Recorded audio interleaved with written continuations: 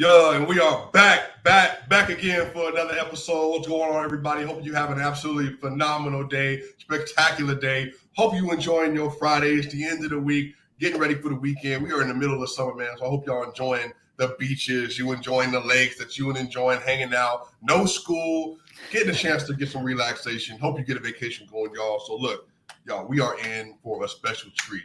We have NBA University. My dude, Steven is in the house. Steven, how are you doing today, bro? Oh, I'm doing great, my friend. Thank you for having me on. I appreciate you. Yeah, bro. So first off, people on my platform know who you are. I have referenced your very nice slides that you put together that have all the necessary information you need. We love the ones on KCP and Bruce Brown and Jamal Murray. But you know what, bro? Like, I love the fact that you have created very, very recently like a platform where you can just kind of give people information that they can digest, but also like helps them put in context, like the overall value of a player, what makes them special, and even the writing and stuff that you do, bro. So like, I'm telling you, bro, like you're just getting started, but you're going to have like so much impact on the way people are understanding basketball and everything else, bro. So I'm really, really excited about how your platform continues to grow, bro. Cool, man. Yeah, I appreciate that. Yeah, it's been really, really cool to be able to just interact with the community and just provide people with some information and maybe a little bit of like talking about players that just don't get talked about very much and giving some context and allowing people to kind of see the game through my eyes and see the game through the eyes of analytics as well. So it's been cool. Right. So we have a lot we're going to kind of dive into today, but obviously a lot of folks on here are primarily Denver Nuggets fans, but as you can see, we are talking about the ascension of the Orlando Magic. Because I'm not going to lie to you, there's probably two teams in the Eastern Conference that I'm just like, from afar, I'm looking at their roster construction. I'm looking at the additions they've made through the draft. I'm even looking at some of their free agency acquisitions. I'm looking at the fact they've re-signed Gary Harris. I'm looking at the fact that they got Wendell Carter Jr. somehow stole him from the Chicago Bulls. Yes, can you imagine that if DeMar DeRozan and Zach LaVine were being flanked by Wendell Carter Jr. right now, how much better they would be? But it just goes to show you that sometimes even the best of the best, and Arturas is one of the absolute best, they sometimes misjudge a player's overall fit and value based on what they think their team might need. But being anchored by, I think that Wendell Carter Jr. could be one of the top 10 best centers in the NBA next year. He's already one of the best defensive centers in the NBA. And then you got Wendell Carter Jr. You got Jalen Suggs. Nuggets love him. RJ Hampton hopefully grows into a defensive specialist. You got the beloved 2014 draft member Gary Harris back on a 2-year, $26 million deal. You also have Mo Bamba, who had a whole song dedicated to him. And then on top of that, bro, like, who knows? Jonathan Isaac, if he gets healthy again, maybe he becomes that defensive base everybody's looking for. Great trade piece. Or you want to use him to build around the rest of your 6'10" roster. And we haven't even got to Franz Wagner, who I think might be the most slept on athlete in the NBA right now. I don't think people realize like how good he is. Like, even just early development, playmaking, all of the other stuff, and just even like his ability to get to the rim, shooting. He's 6'10", and then obviously you got Paulo. Oh, bro. First off, can you just give me some insight? So, as somebody who obviously covers the team, who writes about the team, you have watched this roster kind of been built from the ground up. Number one, how did you even get involved with your Orlando Magic? Where did that love come from? But even like, what do you think about the early development of what you've seen from the Magic just so far in the last couple of seasons? Yeah, great question. So I grew up in Tampa area, so I was not about to be a Miami Heat fan. I could not handle that. I grew up during the Dwight era as well. That was really when I was kind of becoming a real fan. So Orlando had to be the choice, and that was really the genesis of my love for the Orlando Magic. It has been a tumultuous 10 years post Dwight. Something that has excited me so greatly amongst my friends. I'm very much not known over the last 10 years as a Orlando Magic optimist in really any way. In fact, quite the opposite. I pretty much hated everything about the last rebuild. I was very grouchy all the time. I was just watching other teams. I was like, I can't handle this anymore. I can't talk myself into Aaron Gordon expanding his self-creation game anymore. No offense to you guys. He's great in his role. I can't talk myself into, DJ Augustine backcourt. And it's just, it was alive. Fournier running dribble handoffs with Vucevic 1,000 times a game. It was really a slog. And in the last 10 years, so since the Dwight Howard trade, we have been bottom 10 in offense every single season. And then if you add up or average out all the offensive ratings for the last 10 years, we're dead last in the NBA. So it has just been just a sad time, really. It really has. But I'm so glad, and it's such a breath of fresh air to root for this team now. And I'm very genuinely very biased, but as objectively as I can be, I'm very excited about this team. I love the direction. I love the team building. You mentioned it I think it has to start with Paolo, right? I mean, that's we got the number 1 overall pick coming in. He's 6'10", like you mentioned. And we have an offensive engine now, right? And that's something that we just haven't had. Vucevic, maybe he flirted with that. He had an all-star season, but we have a self-creating, ball-handling offensive engine, excellent passer. He's the best passer to cutters and with hit-aheads in the entire draft. And he's at 6'10", 250. This is what you got to remember. He's the same size and weight as Dwight Howard.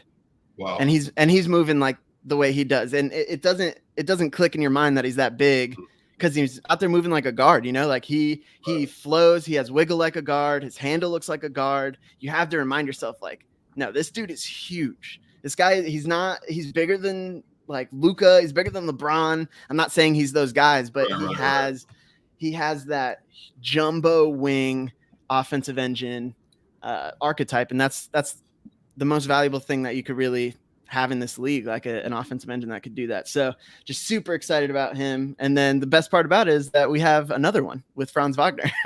we have 2 guys who are 6'10" that can handle, that can get themselves to the rim, that can create for other people, that are menaces in transition, that are going to dunk on people's heads, and that can shoot. And it's just what else can you ask for? So super pumped about where we're at and what our foundation is.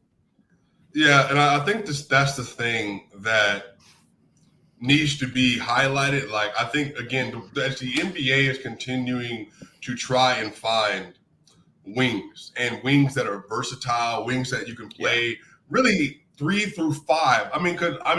There's going to be some instances where Paolo can just get down low and play center against some lineups. And then you're going to sit here and say, again, I think in that situation, Paolo's going to have the dexterity in terms of lineup construction. A player, I think there's a lane he has a higher peak than him, but I think even a player like Pascal Siakam is maybe a good approximation for what Paolo can do.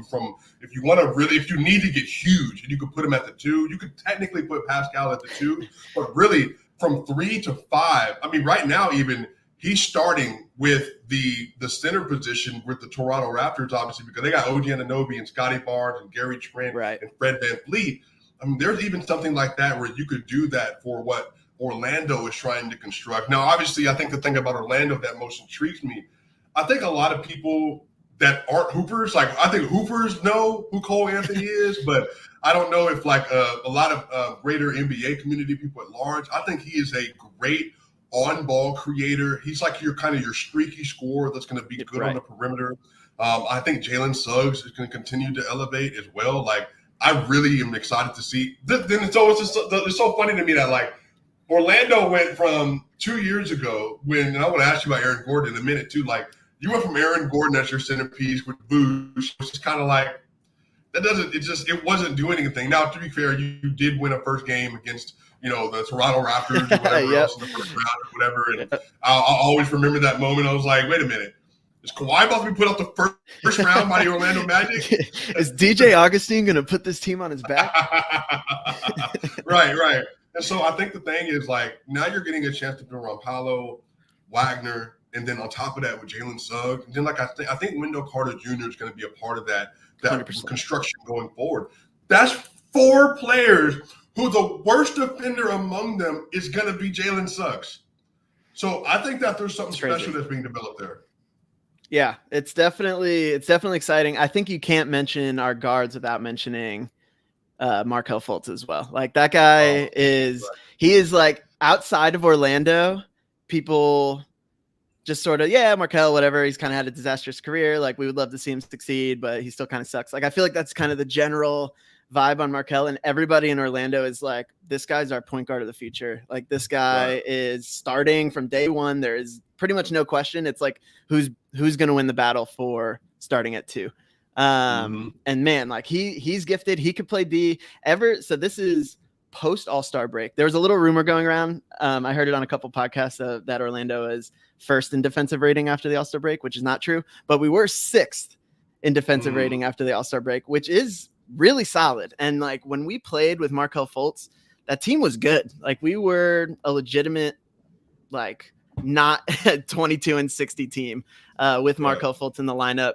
And we're getting year 2 of the young guys. And then Paolo. Yeah, I think Paolo will change the dynamics a little bit as far as what Markelle is doing, because he was super ball dominant whenever he played. But man, the way he gets into the paint, it's very, he has like the Tony Parker, Shai Gilgeous-Alexander thing where it's like they're not necessarily, it's not Ja, it's not Derrick Rose, where they're just like so explosive that they could just get to the rack. But it's like this man could just get into the paint whenever he wants. He just kind of like waltzes in. He just meanders, and he's like, you know what? I'm just going to get in there and then make a sick interior pass to Wendell Carter, and he's going to dunk. And it just happens over and over again. And he can't even shoot. So if this is his first fully healthy summer of his entire career. So if he can even add some semblance of a shot, it's going to be scary. I'm telling you. So, and I want to get into this. So we're going to get into the Aaron Gordon piece here. And then also a great question by Daniel, your impression of Gary Harris. And then we can talk about like the young core. So like as an Orlando Magic fan, and you obviously watched Aaron since 2014, what were your thoughts around Aaron Gordon in terms of like, obviously he didn't really expand his game like we had hoped, but did you feel like that was because of him not putting the work in, or if that's just not his skill set? And then in terms of his trade, how did you feel about the trade, but then even his fit with Denver for the relevance of the Denver community?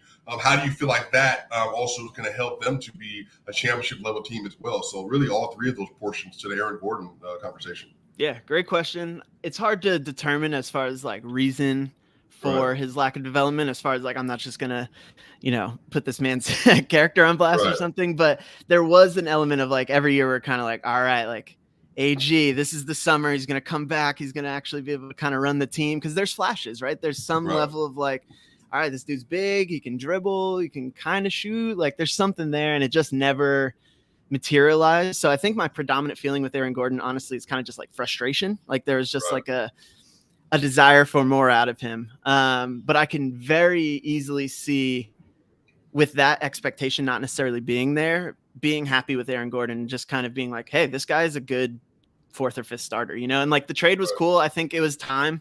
We were ready to we got rid of Fournier, Vooch, we got the haul for, and then Gordon went. I love Gary Harris. I know that you guys have some love for Gary Harris too. He's just like cool dude and a good player, man. Like he's good.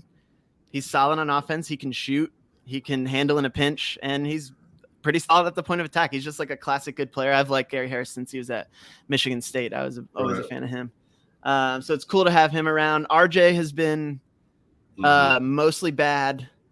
We tried to run a little point RJ last year, which excellent for securing the number 1 overall pick and less excellent for winning games. But if he can commit to, I do believe like there were times where in high leverage situations, 4th quarter, where he's like playing point of attack defense, and he's solid, man. Like he has athleticism, he has length, and his catch and shoot 3-point shooting wasn't bad. So I think if he just commits to the idea of being a 3-and-D guy, like he can have a role in this league for a long time. But until then, it's a little hit or miss. My relationship with RJ is but Aaron Gordon on Denver, man. Well, first of all, Denver, I think that's part of the reason I might be on here is I'm definitely very bullish on Denver, who they are, who Jokic is, and what their roster construction is looking like, especially this year. It is like night and day. It's like I love Monty Morris, awesome, like Barton, great, but neither of them are necessarily the exact kind of guy that you would say, oh, I want this guy next to Jokic and Murray. Like we have people who can do those things, but do the things Monty Morris and Will Barton can do, but better. So we need people who can play some defense and give us some, roster versatility. And that's, I think, something that Aaron Gordon is going to do for you guys. He's always been a solid defender. He's versatile on that end. You could kind of construct your roster any way you want other than him playing. He's not going to be a 5 because he can't really protect the rim. But otherwise, man, like solid defender. He's going to be able to knock down open shots, and he'll give you a little bit of like secondary playmaking and transition pop that is helpful. I mean, you need the athleticism, especially alongside like Jokic. Like that gives just like a different dynamic. It gives him someone to hit outlet passes too, and who can just kind of take it down and finish himself. So I think Gordon's going to be really good for you guys. And last time we saw him playing with y'all fully healthy, I mean, you guys went on that run to end the season before the disastrous injuries. But so I'm super high on your outlook. Yeah, I think it's interesting the thing with AG because I think that was the primary thing. And so this is before, well, you didn't even have a platform yet because I had just started. Right. This was still my first year. And I remember I did that. And y'all in the comment section, I think y'all remember that the Nuggets had gotten blown out by the Toronto Raptors in Toronto. I mean, just demolished, right? And so we also thought that they were going to trade Kyle Lowry away. So the Raptors were already kind of like trying to send off Kyle Lowry, right? And then it was a sleeper fest. And then I did a video about Aaron Gordon, and I felt it in my bones based on what I had heard from some of the beat writers, the Denver Post, and also just even some of the news around the NBA that it seemed more than likely that AG was going to be traded. And we had literally just played Orlando, and we had that last game where AG was a Magic. And I remember telling myself that if this dude comes to the roster and he's going to be your fourth on-ball option in the offense, well then he's around like in an all-time level playmaker, a good to elite level playmaker, an all-ball creator in Jamal Murray, then obviously a floor spacer scorer like Michael Porter Jr. Right. And then again, he's whoever else is at that 2 guard, which is Will Barton, who is also your secondary or tertiary playmaker. Like that right there, I was like, it was everything. And so right. And then Daniel brought up this great point. Boston was also vying for Aaron Gordon, which can you just imagine a world in which Boston had Aaron Gordon, Jalen Brown, and Jason Tatum, and Marcus Smart? Like, nobody would score anything. You know what I mean? That'd be crazy. Yeah. But I just think AG, man, like when he is going to be slotted in next to KCP, and he is now like the wing defender, and KCP and Bruce Brown are your guard defenders. 100%. I think that is just going to open up his game so much less pressure. I also think he's going to be a better help side, weak side defender because of that as well. And I think now that his attention is going to go from like, you tell me if you agree with this, and then we can get to like the young core stuff. I feel like Aaron Gordon, if he's maximized and with the Nuggets, Jokic, Murray, Porter, KCP, and Bones Highland and Bruce Brown, Jeff Green, Zeke Naji, the rest of the roster, Christian Brown, that if he's at his best, this is a guy that should be getting second team all defense votes because of the way that he should be able to play defensively and the lack of responsibility he'll have offensively. Do you think that he has that kind of defensive ceiling in him to be one of those guys that at the forward position you could say is one of the 6 best wing or forward defenders going into a season on a championship team? That's a great question. I definitely agree with your sentiment as far as like he is in a much more appropriate position this season to not be having. He can hang with smaller guards, but he's more well suited to be on wings, going around. He's really good at like tagging cutters, he enables big men to not just be having to rotate to like off-ball action very much because he's really good at covering distance really quickly in short area bursts. So he can like tag on cutters and kind of free up big men to do their thing at the rim. He's going to be really valuable that way for you guys, not having to play point of attack like at the top of the key all the time. So that'll be really good. Second team all defense might be a little strong in my mind, but I do think he's good. Like I think he could flirt with like, I think he'll be on some honorable mentions list this year if Denver's, going out, putting up a really strong defensive rating. And like, he's pretty much the main centerpiece of that defense. So like he'll get mentioned for sure. And he'll deserve to be. Yeah. I think the thing is with AG is like last year he had to do so much. I mean, really he was the Nuggets' second best player. I think just from an all around standpoint, sure. That's good enough to win 48 wins next to like, again, an all-time level season from Nikola Jokic, you know what I mean? But again, that's just not something I ever want to see again. I'm sorry. Like, I think that he's a great player. Yeah. Welcome to my life, bro. Right. It was just so, again, it wasn't his fault. It's just like, I can't ask, like, even the first couple games in the Warriors series, I mean, he was like, having a really bad series to start off. Then he had a pretty good series from game 3 on. But again, he's just not that type of player where you can ask him to elevate his game to that degree. Again, somebody brought it up. Again, Daniel was making great comments today. I think, again, if he can put himself in an Andrew Wiggins standpoint, meaning that I'm going to be mostly responsible for defensively being as great as I can, and then offensively taking advantage of opportunities at an elite level. So meaning an elite level opportunistic player, I think would be best described for Aaron Gordon's game. So anyway, that's that. So now 20 minutes in, finally, we can start to kind of get into the fanfare section of this. So if you had to look at the young cores in the NBA, right? So let's say young cores are like 25 and under young cores. Who do you think would be your favorite young cores in the NBA with Orlando? So with Orlando, any other team in the NBA, who would you say your other favorite young cores might be, and maybe with the projections that they might have as well? Got you. So is this, would you say, like, as far as my projection for them, or is it just kind of who I vibe with? Yeah, who you vibe with, like your personal vibe. Okay. I like that. Okay. I like Cleveland. Definitely stands out to me. I think it's just so perfect. The like Mobley Garland of like defensive anchor, like, you know, kind of trying to be an AD type guy. And then you have Garland is just so good, man. He's so underrated. I love, he just torched the Magic last year. Just watching him play, I'm like, man, like absolute command of the game. He is starting to flirt with that. Like, he's not there yet, but he's flirting with that like Trae Young type, like orchestrator, offensive, just guru. And I'm super excited to see that. And like JA just kind of in there, like having a fro and just living the dream and working off of Mobley and like holding it down. Like, that's just a fun team, man. Like, I really like them. Even like Laurie, and like, it'll be kind of fun to see Isaac Okoro grow and see if he can learn how to shoot. Like, that's just a fun squad. I really like them a lot. I'm trying to think who really stands out to me. I love Cleveland. Oh, New Orleans too. Yo. So about Cleveland,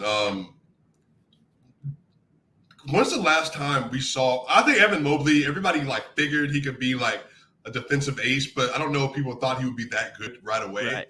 Like, but then even we got Herb Jones last year out of nowhere. Like, I can't remember a draft where you could just look back and be like, hey, we found 2 elite level defenders as rookies who literally like could be centerpieces on championship teams. So I actually really love what we saw out of that draft last year. I think Shai coming in from Kansas as well to be alongside Lauri Markkanen and then having Karis LeVert and the rest of them. I think they have a really solid roster.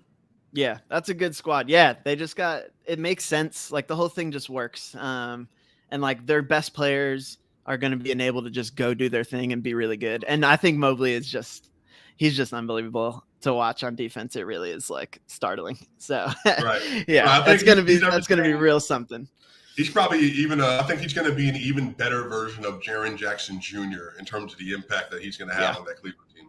Yeah, I agree. And I think he's got a little bit more, his shot is a little less right now, but I think he's got a little more like actual like ISO creation than Jaren does, which is, it seems kind of weird to say, but he had some like pretty nice like efficiency out of isolation this year and like just kind of catching stuff at like the free throw line extended, just like 1-2 dribbles the same way AD does. Yeah, I'm real high on him, sky high on him. All right, and you said the Pelicans would be the next team. Yeah, New Orleans is my other team where it's like Zion is just kind of my like, he's just kind of my guy. Like I am all in. All my stock is on Zion Island. I have him winning scoring championships in his career, and like I just think he was so dominant as a 20-year-old to a degree that was like, I mean, he was the most like efficient 28 point per game scorer we've seen in a decade, and he was 20. And it's just, that's not replicable with like pretty much anyone else in the league right now outside of like the guys like the Giannis and the Jokic, and like so he has that stature, that ceiling. Like I'm just gonna ride with that. I also love BI. I think he's a killer. Like underrated playmaker. Like that guy can really create. He has a lot of gravity. Like his tough shot making kind of gets most of the love, but I actually think he's like much better as a playmaker than he is a tough shot maker, and much better as like a finisher, just like attacking. But like playoff proven, like he looked great this year in the playoffs. Like McCollum's cool. Like give me Herb Jones, like locking people down. Like, man, that's Valanciunas a as fun well. spot. Like, Yeah, no doubt, mhm, dominating on the boards. I mean, mhm. that's just like between Zion and Valanciunas. It's these small ball teams are gonna have trouble, like Right. legitimate, like that's gonna cause issues, and it's gonna win them the possession game in a lot of games. And like we've seen that as a new like team building philosophy, and like New Orleans is kind of in that realm as well, and it's gonna win them a lot of games, no doubt. I think BI peaked this year as a top 20 player this last season, and Dyson Daniels, thank you for that Deadpool as well, Dyson Daniels. And I think BI maybe he continues to elevate. I just think having again, I said this last year, that starting lineup without Zion, when they were running CJ McCollum, Herb Jones, Brandon Ingram, Jackson Hayes, and Valanciunas, was one of the best starting fives in the NBA as it was. But hey, take out Jackson Hayes. Let's put in an all-time interior scorer. Like, all right. Well, I guess we'll have to deal with this. Yeah, we're cooking now. I don't know what they're going to be defensively, but offensively, bro, like they're just going to be like that's going to be tough. It's scary. For anybody to deal with. Yeah, no doubt. That is like legitimate top 5 offense, like certified level offense right there. And I'm excited to see that. Yeah, we'll have to see. Like Zion and BI, really it's going to be on them to take a little bit of defensive leaps to really like have some more upward mobility and really increase their ceiling. But like just for a young team, like they're going to be so young next year, and they're going to win a lot of games, man. Like just their offense alone is going to be incredible. Look, I have them right now. I think I have them in my tier 3 in the West, meaning they're going to be fighting for that last playoff spot between 7 and 8, but they're also going to be like a play-in team for sure. I think I have them ranked right underneath the Dallas Mavericks. I think the Mavericks, because of Luka, is just going to be so good. Like, you know, I don't think they're going to drop that far, but I think that the Mavericks are going to fall to the bottom of that. You know, the first 6 teams in the West, just because of how stacked it might be. I think the Timberwolves are going to ride. I don't know if you're a Rudy Gobert truther like me. I love Rudy Gobert. I dabble in Rudy Gobert truth. Right. And so I think the Pelicans are going to be fighting for like a solidified playoff spot next year. And I think whoever plays them in the first round, it's just that's going to be problematic. Yeah. Right. Yeah, the West is ridiculous with the return to Denver and the Clippers. Right. What do you think about? Because I think they're probably going to be a fun team. They're probably on the same tier, or for me, they're on the same tier as Orlando next year. What do you think about the Detroit Pistons? That's a good question. I really like what they're building. I think that right now their expectation for next season, I think, is a little inflated with as far as just like ready to win games. Like I think they're one more year removed from kind of being where Orlando is as far as, hey, we want to kind of try and establish like a little bit more winning here. But man, I mean, I love Cade. I just think that whole draft, honestly, last year was ridiculous, but I love Cade. I think he is just like a picture perfect offensive engine, elite sized guard who's going to just run things. His shooting's going to improve. He is just foundational. And then when you have that piece, everything else makes so much more sense. So now we have Ivy, right? He's got some warts in his game. Like he can't quite shoot. And he's not like a full on, like, I'm going to run your offense point guard, but everything else is just so interesting and so good. And like the athleticism is so elite. But you put him next to Cade and it's like, all right, well, Cade can he can paint over some of the feel issues, and he can paint over some of the running the team. And you could just let Ivy just run, man, and just go insane. He's such a freak athlete. He's like top 99th percentile level athlete in the league. When you think of Jaden, how many tiers, if you had to rank them as prospects, how many tiers below John Morant is Jaden Ivey coming out of the draft at the same time John Morant would be coming out of the draft? Or if they're in the same tier, maybe a tier below, like if you turn ranking them as prospects. Yeah. So personally, I would probably have them about maybe 2 tiers separated. So I do think it is, I think it's a fair difference. Because I was maybe a tiny bit lower on Jaden Ivey than most. I still had him like 5th, I believe, on my board. I just like Ja's playmaking was on a completely different level than Ivy's. Ivy isn't coming in as like I'm a point guard. I think he can very well be like pre-injuries Victor Oladipo though. And like, that's what I think his little archetype is going to look like, where it's just athletic freak, like playmaker on defense, maybe not excellent there, but can force a lot of live ball turnovers and just like transition, easy buckets. Like he's going to be fantastic next to Cade, because they had nobody that can do anything in transition last year for them. So that's going to be huge. And then Jalen Duran, dude, I mean, like absolute animal. That I posted a picture of him. He looked like, he looked like Dwayne The Rock Johnson. But he's 18 years old. He's turning 19 in November, just dunking on everybody. And like Cade now has a lob threat that he didn't have last year. He has a secondary guard who can run in transition that he didn't have last year. So like that team is looking really nice. It's just they got rid of Grant. So like Bay's going to be playing a ton. They're going to still kind of keep trying out Killian Hayes, who he can play some defense, but his offense is hard to watch sometimes. So I think they're still going to be a little bit bad. They're just so young. I think they'll probably be in the contention in that like kind of top 5 pick range, but I really like their outlook long term. Look, so I said in the 2000, I think that was 2 years ago now. So it's 2020 draft, the year that RJ Hampton and Zeke Naji got drafted. When Sadiq Bey started falling, I was screaming at the top of my, metaphorical lungs, like, please trade up for a 6'7" sniper who has defensive capabilities. Like, he could grow into a defender. I'm just like, look, I don't see. Maybe I was just a couple years ahead of like looking down the road in terms of like, hey, a 6'7", 8 wing who can also shoot, who has a great body, who can become a defender, and who is a clear best 4th or 3rd option on a team. Look, he's literally sliding. And then last year he puts up a 50-piece, and I'm just like, yep. I watched it live. It hurt my feelings. I just don't understand. I think having Ivy, Cade, Stewart, Sadiq, and then having Jalen Duran and then Killian Hayes coming off the bench, it's nice. They probably have the brightest timeline since that Chauncey Billups, 100%. Rip Hamilton era Pistons team. 100%. They've been so mediocre for so long. It's like a very similar Orlando Magic thing. They had the Blake year where he was playing all right. He got 3rd team All NBA, but it's been spinning the wheels for years, and now there's actual hope. It's cool to see. I feel like a lot of teams are like that. Like, I mean, the league is just so deep with talent that it's like I could talk myself into almost anybody right now. So if you had to say, Daniel asked a great question, who do you think makes the postseason first? Is it the Magic or is it the Pistons?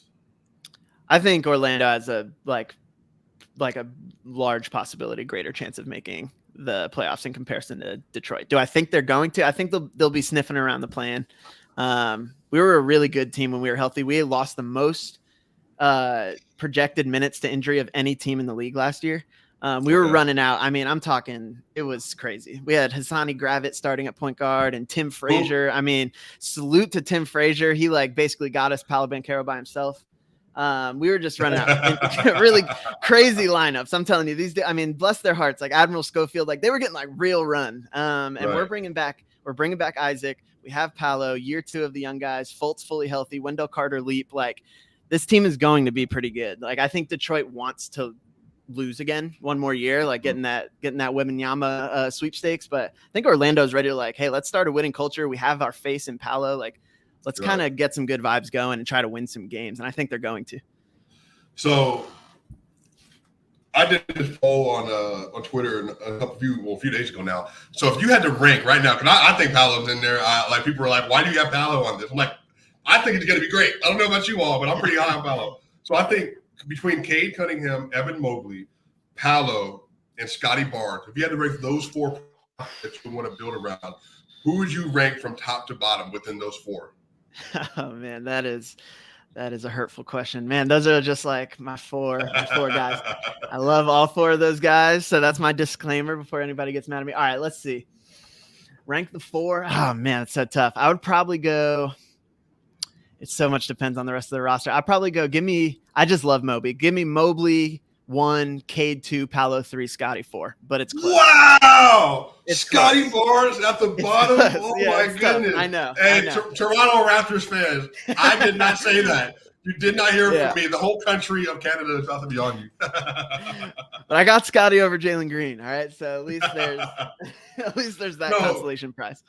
I think it is so funny. Cade's in the East, Evans in the East, Paolo's in the East, and Scotty's in the East. We might see the Eastern Conference resurgence of superstars. And well, superstars are star level players because Sure. again, for me, I only have like six superstars, Right. superstars that like lead players on championship level teams that are MVP level players. I think Luka's Right. next. He's going to be on that as well. I think, again, you know, people heard my Luka takes. I think he's still flawless. Yeah, you were getting yelled at the other day. Right. I don't know what to tell you. Like, Luka's a great player, but there are also things he needs to work on. There's still some gaps there. But yeah, I think that's going to be great. So I want to hear from you. What do you expect this season from the Orlando Magic and the young pieces that they have? Do you think that it's a team that can push for 41, 35 wins? Is it higher than that? Like, you know, when you think of like maybe how did the players develop by the end of the season, or in terms of goals, like if you had like goals in mind for their long-term development, how would you like to see the Orlando Magic shape out this year? Great question. I think, as I kind of previously mentioned, I think sniffing around the play-in is a totally valid expectation for Orlando this year. I think we can very much be like the Cleveland Cavs of last year. I think we're primed for that. Really, the thing that will determine our ceiling this season will be the shooting of our guards, because we have our front court's playmaking is just so. I mean, put those three guys. Wendell Carter is an excellent passer. Like, put Paolo, Wagner, and Wendell against pretty much any front court in the league, and like, tell me who's a better playmaking front court. Like, it's elite, especially for how young they are in their size. So, but Fultz and Suggs, both non-shooters. Cole, streaky, not really an off-the-ball shooter. So that's where we're gonna we need to figure something out with that long term. But like, Goldsman, we were a winning team when we had our players playing last year, and like, that's really, I think, what we need. Plus the addition of Paolo, like that's and Jonathan Isaac, who I know he hasn't. I mean, he's played as many NBA games as I have in the last 2 years, but he's written more books than playoff or NBA playoff games played. But he is legitimate, like all defense level, defensive player of the year award level defender, like special. And I don't say that, I'm not just like Homer, he is absolutely gifted on that end. So if like he is in the mix, kind of being that like third big who sort of comes in as playing backup 4 and backup 5 and just sort of highlighting everybody around him, I mean, this team's going to be good, man. Fultz, most improved player train. We're getting that started right now. We're getting it started early. Everybody hop on. He was playing on a minutes restriction last year. So this year his numbers are going to be like way more inflated in comparison, just as far as just totals. And he's got that fully healthy summer. Like, I'm ready for it, man. I think Orlando is going to be really good. What we want to see from Franz, I think this is a huge part. Franz, this is an incredible stat. So last year he had 17. I tweeted this out. He had 17 games where he had 15 or more field goal attempts last season.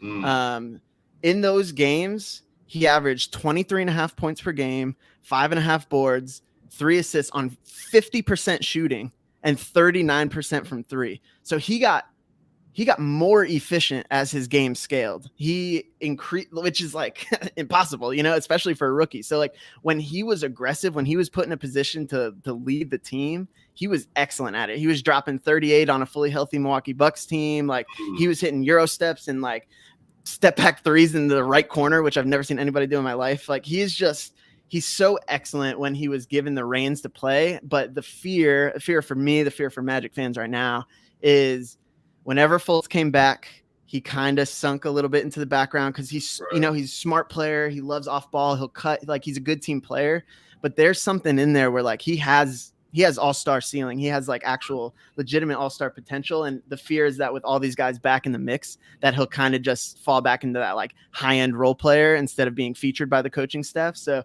that's my hope for this season, is that like Paolo Banchero and Franz Wagner are the guys that are most highlighted. Like, they are the ones where the Orlando Magic ceiling is going to go as far as those two 6'10" creators can take them. So we need to give them as many opportunities as possible, with Fultz kind of just in there spreading the rock around, making it happen. So that's my main goal for this season, is like Franz not just disappearing into the background. So, and please correct me if I'm wrong, the coach is named Jamal Mosley, right? Yes. What do you think? So what do you think of him as a coach right now? Daniel asked a great question. What do you think about him as a coach right now? And also, like, do you think he is the coach that can kind of take Orlando from, this again, and because they're going to be a fun young team, because they are a fun young team, but maybe even transitioning from a fun young team, I think like OKC, where they're young, but they play very disciplined basketball. Right. They're going to be very difficult to beat. Do you think he can elevate them to that and be the coach that kind of takes them through the years of their early development? Yeah, I'm a Mose believer for sure. I think he had his growing pains as any first-year coach would have last year. I think he would even admit that. Like he said, like, I had things to learn. But what he does have is like he has that like very galvanizing personality. The players very clearly love him. He gets in there and like plays games with them and like will scrimmage, and like he was working with Paolo. I saw a clip last week where he was like, no, when you post up on me, you need to like hit me, like drive me back. Right. And like Paolo was getting into it, and like he has that player development mentality. Mm-hmm. He has a modern view of the game. He wants pace. He wants space. He wants these guys like putting up shots. He instills confidence in guys. So I think he has that part down. Mm-hmm. As far as like schematically, we were very just like open flow team. Like we kind of just let it ride, not a ton of sets. I think he didn't want to overload the guys with a ton of offensive responsibility, because he wanted them, their focus to be on the defensive schematics, which were actually really solid. So the offense could stand for probably a little more structure moving forward. But I think that was very intentional last year to kind of just allow guys to sort of feel it out. And we had so many lineups and there was no continuity anyway. So it's like, what's even the point of establishing an offense? Like, let's see what these guys can do. So that's where I'm hoping to see improvement out of Mosley, is like, let's see if he can instill an offense that has like a little more creativity, a little more structure. But I'm a big fan of his. I think he's going to be around for a long time with this rebuild. So if you had to go through the rotation, what does your Orlando rotation look like next year? So maybe from your starters through your top 8. So this is my prediction as an outsider. I'd love to hear your prediction as well. I think running a lineup where it's Markelle Fultz, Jalen Suggs, I think Wagner, I think Paolo, I think Wendell Carter, and then I want to say having obviously Mo Bamba. If Jonathan Isaac healthy, Jonathan Isaac can be in there. Cole Anthony, RJ Hampton. I think that would be the top 9, or sorry, Gary Harris. So that would be the top 9 that I would see. But again, I don't know if do they want to put Gary out there with the first team, let Jalen come off the bench? Like, what do you kind of see the rotation being next year?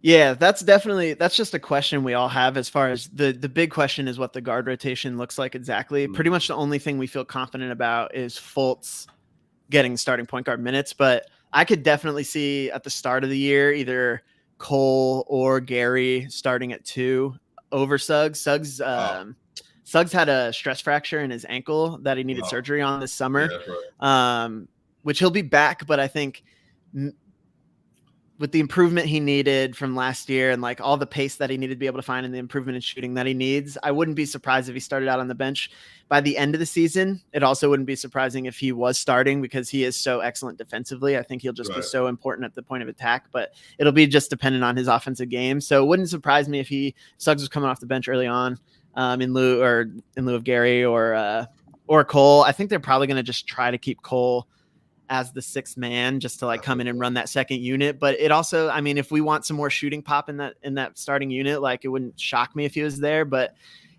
his destiny is almost surely going to be as like a 6-man second unit running guy, which is cool. And like, I think they should kind of commit to that idea right away. And then, as we go up the front court, you got it right. I mean, it's Wagner, it's Paolo, it's Wendell.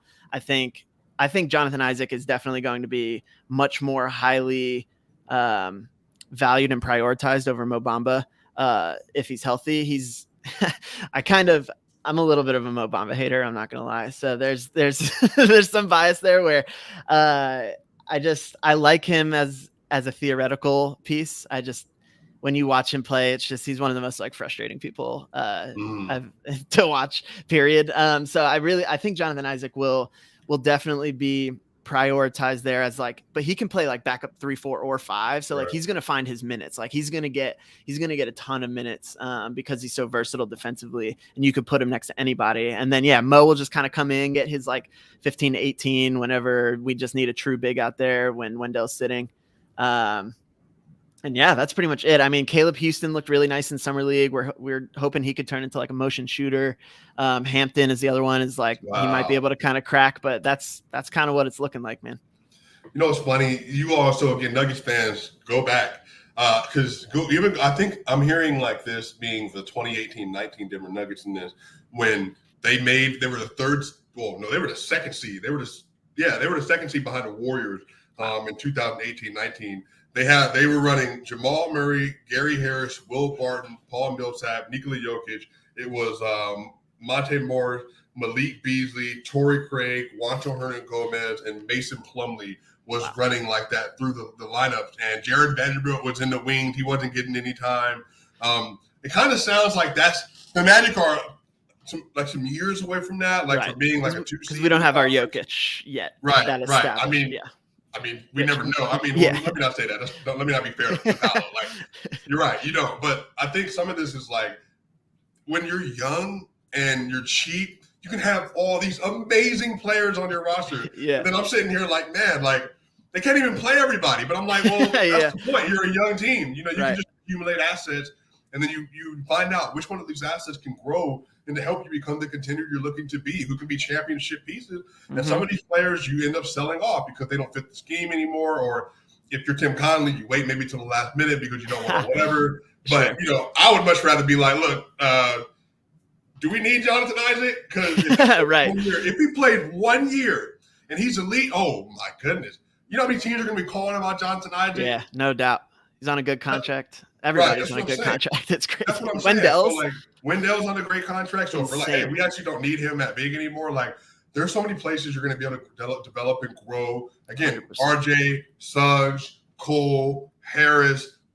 Who ends up being the pieces that you want to have around you? And maybe Gary Harris slots in there because, you know, if he's healthy, sure, 2017-18 Gary Harris, bro. There were articles by professional writers being written about how he was the approximation of Kawhi Leonard at the two-guard position. Yes. Yeah, because I think his peak year, he was averaging 17 and a half. He shot 42% from three. He was shooting like 44% from the field. And he was one of the best on-ball players in the NBA. So I remember when I was watching the early Bird Nuggets when he was like the second best player in the team. And I was sitting here like, man, we got like an all-star little player in Gary Harris. And this and that.